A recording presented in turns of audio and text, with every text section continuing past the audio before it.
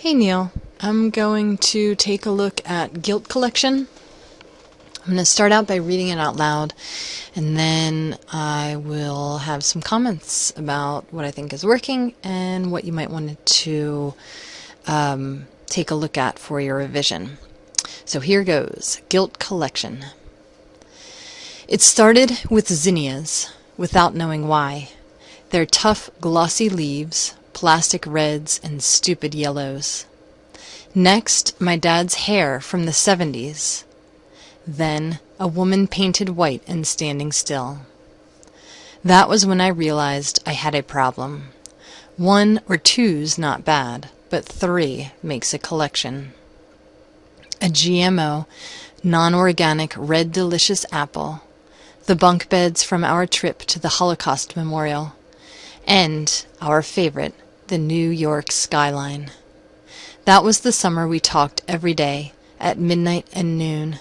We went to see the man who told us Jesus was a fag.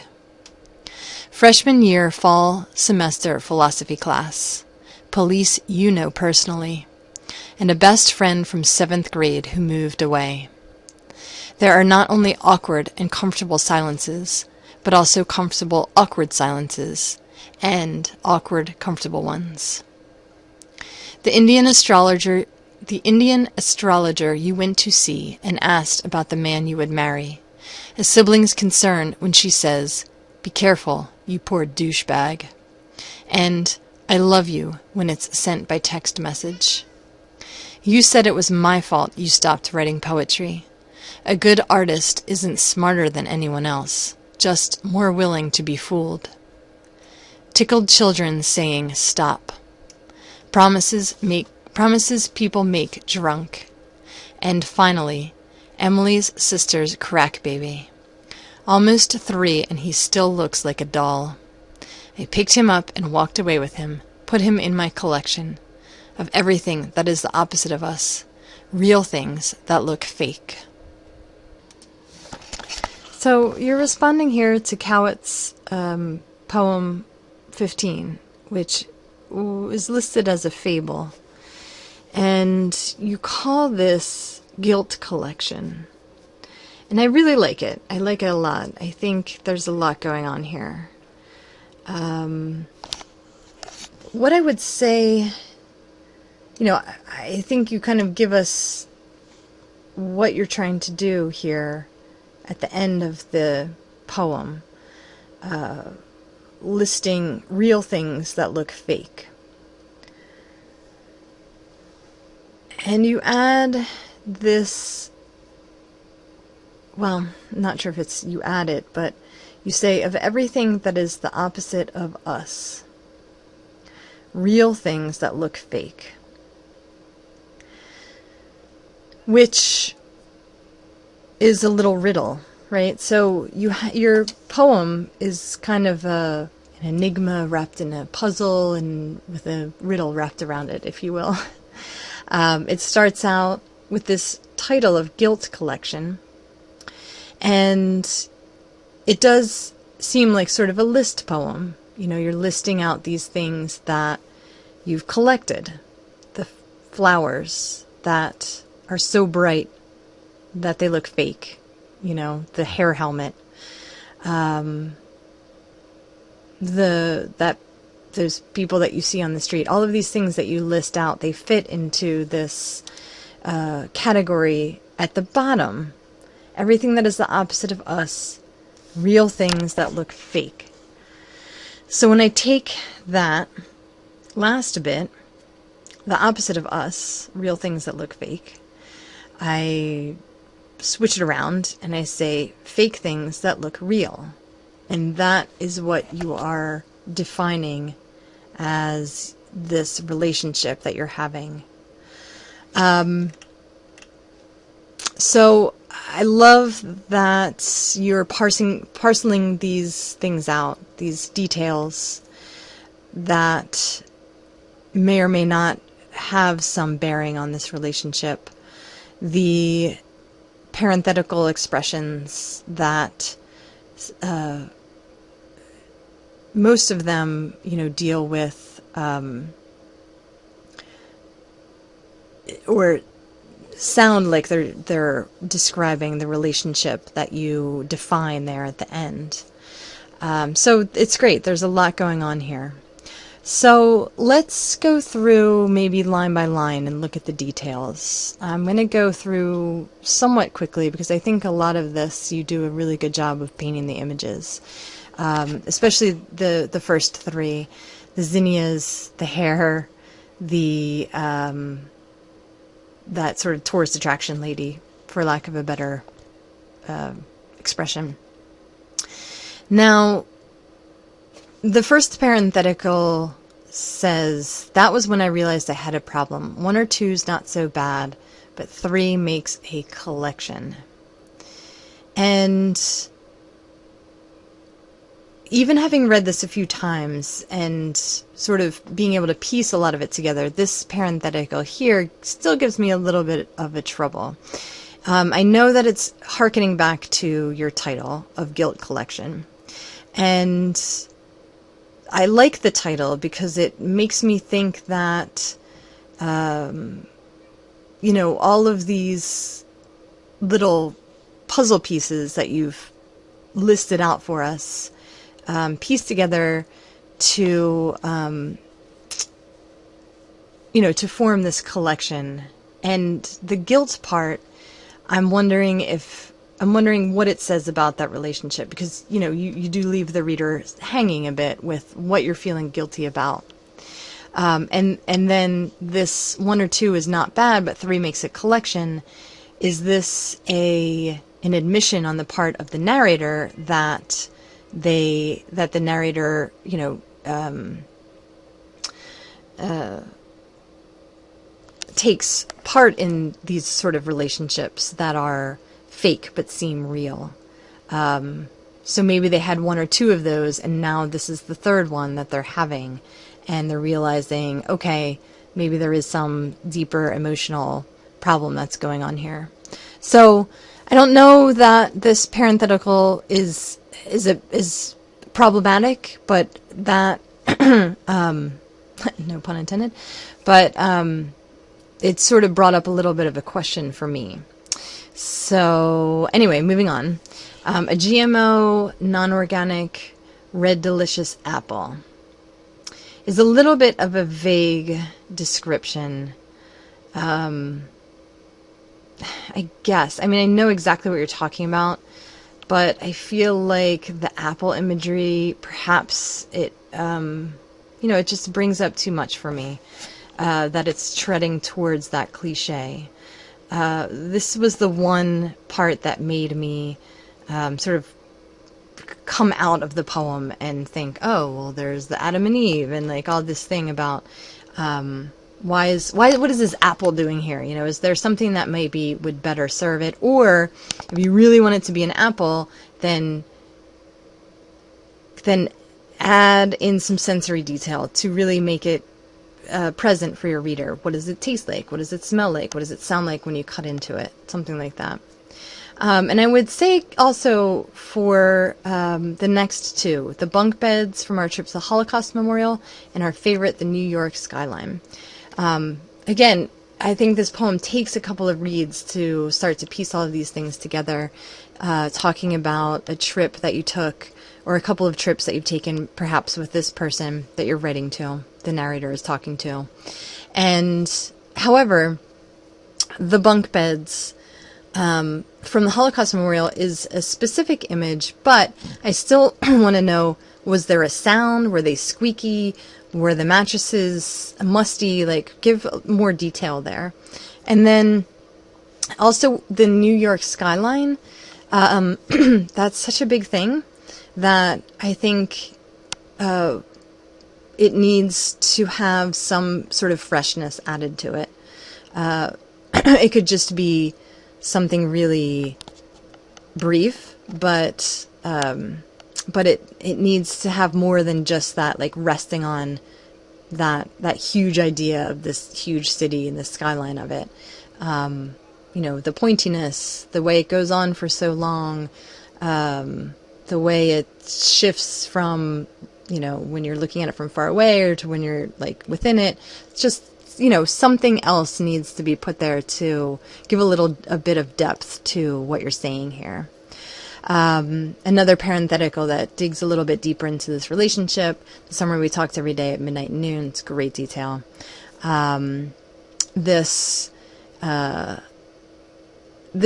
part, we went to see the man who told us Jesus was a fag. I don't even need to know who this person was. I think it's really sort of somewhat, it fits in with those little trips that you're describing above, and yet it's jarring as well. So that's fine. Okay, so let's move on here. And again, I want to say, the structure of the poem too is really working. These sort of 3 lines, separated out by the parenthetical parts that you have. I think it's a great form that you've made here. Freshman year fall semester philosophy class, police you know personally, and a best friend from 7th grade who moved away.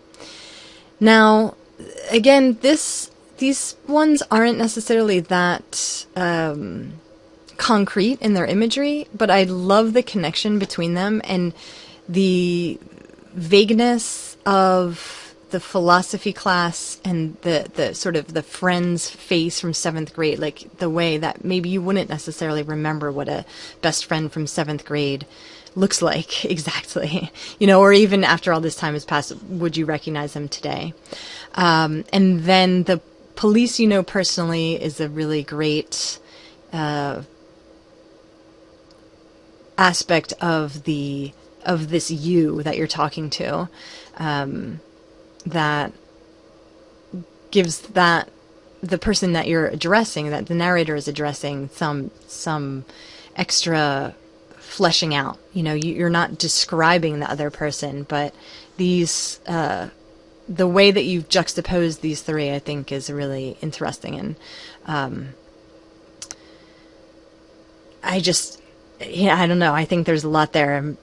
I'm not going to try to make you dig into those any further. So I'm going to just move on. Okay. So there are not only awkward and comfortable silences, but also comfortable, awkward silences, awkward, comfortable ones. I feel like this line is one of the ones that, for the parenthetical lines that you have, is probably the weakest one. Since, this is sort of a trope of the romance genre, the movie where, like the Pulp Fiction thing, where Uma Thurman's like, oh yeah, it's like awkward silence, I'm gonna go and, snort cocaine in the bathroom or whatever. So this, and I also don't connect it necessarily to what you were just talking about. Whereas the other parentheses, I feel like that you can draw a line in between them. This one is somewhat random. So this line in particular, I would say that this needs to be reworked. Not necessarily that you have to draw the lines for us, but I just think there's probably something that you have that's, the rest of this is so strong that this line really kind of was the weak link for me. Okay. Let's see. Okay. The Indian astrologer you went to see and asked about the man you would marry. His siblings concerned when she says, "Be careful, you poor douchebag," and "I love you" when it's sent by text message. Now, these 3 really are, again, I think you've done a really good job of putting 3 not necessarily similar objects together in these collections. And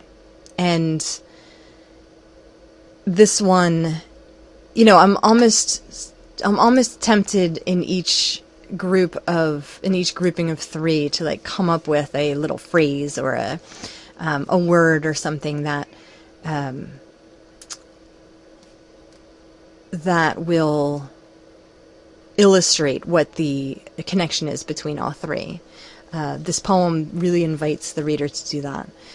However, I'm getting back into, after a couple of, after letting you go, I guess, with these three and letting them sort of stay in their vague section, I want to get back into what do things look like? What do things sound like?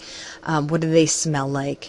An astrologer's lair must be the one that I've been to was a sensory overload. There were a ton of people. There was noise. We were there to buy a car, which just had nothing to do with anything. And so I want to have a bit more. You don't have to describe the Indian astrologer because I can sort of imagine what that looks like. But the sounds or the smells or whatever that you can put there would really help in this section. Siblings concern, the concern part is a little bit vague. Can you show, and what's the sibling? Is it a brother? Is it a sister? Is it older? Is it younger? Is it close? Is it not close? Is it someone you always have rivalry with? Whatever. All that detail does not have to be there, but at least something. Well, I guess, it's a she. So I guess I don't understand why it's this somewhat vague, word of a sibling instead of my older sister's concern. There's no reason, I guess, not to flesh that out. I love you when it's sent by text message. Even though this is a really great real thing that looks fake, there's still things that attend to this real thing that looks fake that can make it even more real for the reader, like the sound that the text message, is it a buzz, is it a ding, does the phone screen light up, it's just something little there that could, and I'm trying to, and I don't want to go too overboard with all of this because I like the minimalism of what you have, but I think that one or two words in each of the places that I've highlighted for you could go a long way to just making this poem